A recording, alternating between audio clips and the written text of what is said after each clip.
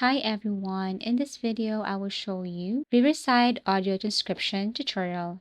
So first things first, you just have to go to Riverside and then create an account right here.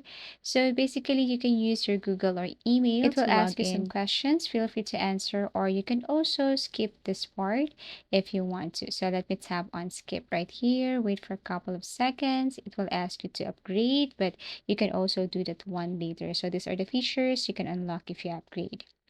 This is what it looks like. You can now upload the audio that you want to use here, or you can also record. So I will be uploading the file that I have recorded. So here is my audio.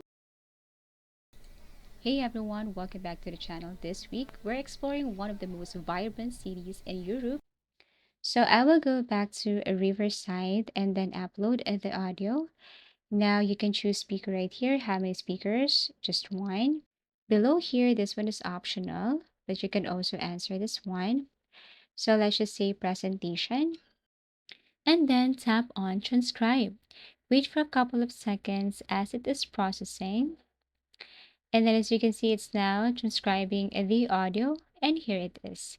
You can recheck before you export. You can also add some effects right here or music. So you can edit text directly, highlight codes, or use search to find key phrases, play back the audio while following the script.